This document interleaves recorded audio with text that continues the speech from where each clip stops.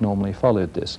And what results is usually a fixed elite. The nomenclatura in the Soviet Union, to a lesser extent the whole Communist Party itself, become a privileged class. And you get something which Marx and Marxists declare is impossible, namely one set of people with power simply dominate and exploit another set of people, and it has nothing to do with the mode of production. I mean, the way in which they produced cars or ball bearings in Magnitogorsk is exactly the same as the way in which they produce them in Detroit, more or less, give a certain amount of efficiency. So it becomes simply an exploitative system.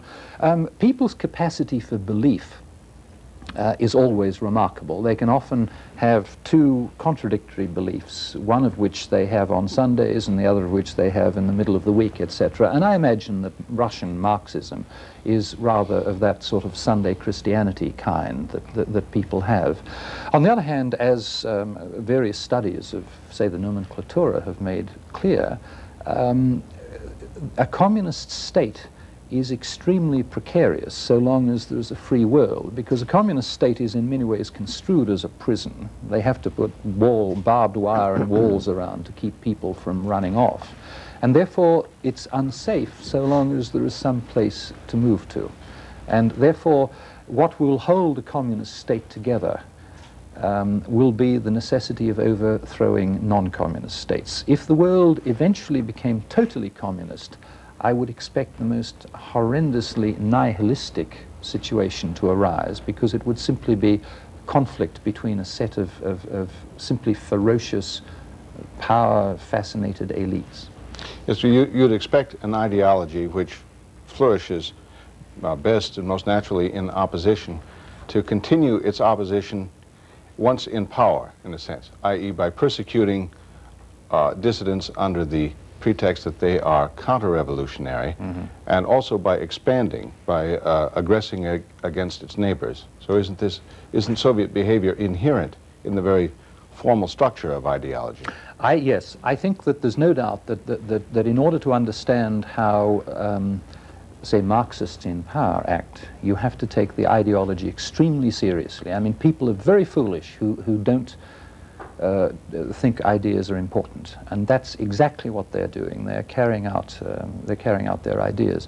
On the other hand, ideas of this universal kind are extremely dangerous to the people who hold them. You see, a lot of liberal feminism in the 19th and 20th centuries simply consists in taking seriously the unconsidered abstract remarks in, say, the Declaration of Independence and many other constitutions. Abstract formulae are a kind of time bomb, which one of these days, generation by generation, may go past and nobody takes much notice of them, but then a generation arises that does. And quite a lot of dissidents in the Soviet Union are simply pure Marxists who have actually taken seriously the notion that it ought to be an egalitarian, proletarian state. Well, might that not as well be said, say, of Christianity here and there in history, for instance, under the Borgias?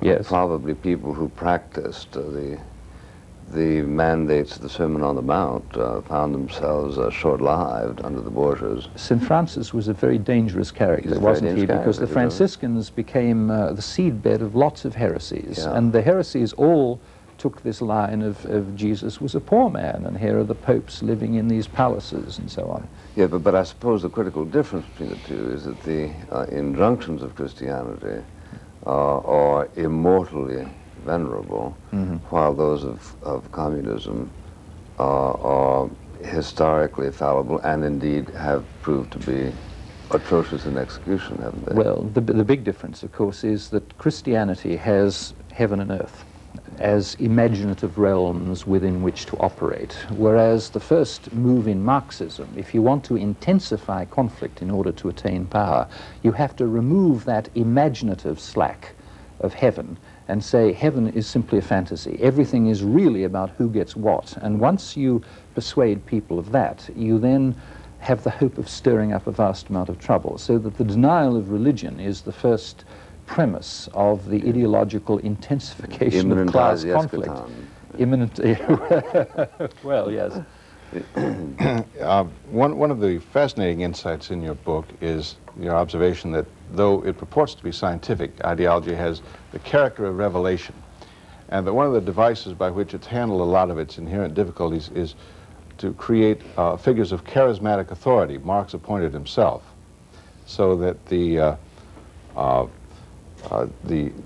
any difficulty could simply be referred to him, and of course any contradiction could be denied by him.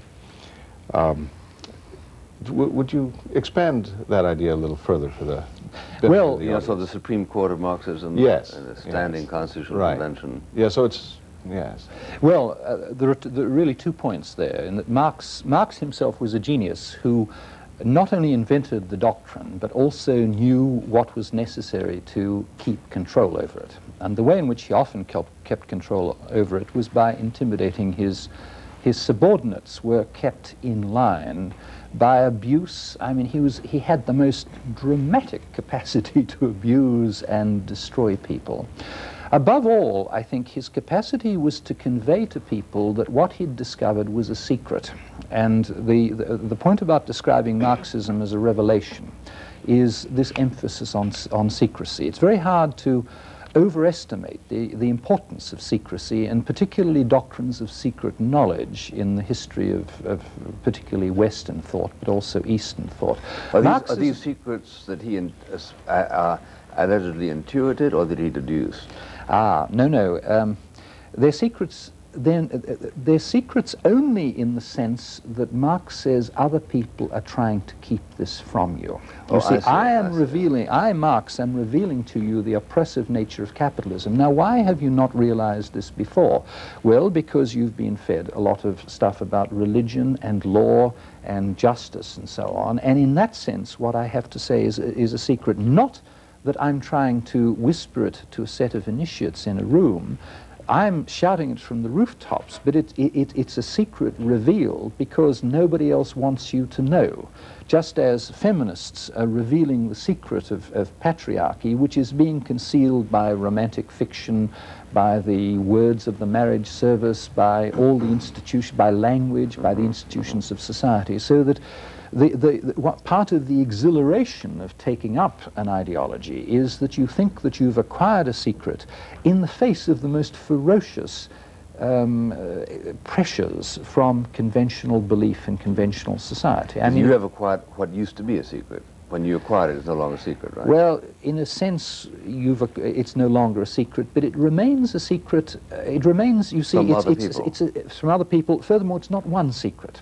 You see, it's a succession of secrets. It's an engine for generating the discovery of further forms of domination which have been concealed. Yet ideology purports to be direct perception, unmediated.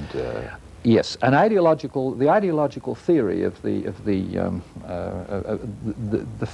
that the mode of production is basic to human society is rammed home by Marx early in his career, particularly in the German ideology, and you get this digestive fundamentalism. Man must eat. Can they not realize that before anybody philosophizes, they must have a full stomach, clothes on their backs, a roof over their heads, and so on? It is the mode of production. He thinks that once you realize that that's true, then you will recognize that being determines consciousness, and that what Hegel and the young Hegelians he was attacking so viciously in that 600-page pamphlet, what they had done was to think that man is pure spirit or pure reason. But what man actually is, said Marx, is a producer, above all, a producer of his material needs. And you go on to man as a social animal and the complicated implications of that doctrine. But have you wanted to emphasize the point about revelation, and I have a feeling I've slipped past it. That was fine. I'd like to talk a little about a phenomenon I've been interested in, and Bill too, of course, what we call liberalism here in America, which is no longer like the old liberalism in any important way that I know of. It's taken on, liberalism here has taken on the character of ideology in a negative way in this respect. The ideologist accuses the West in various direct ways.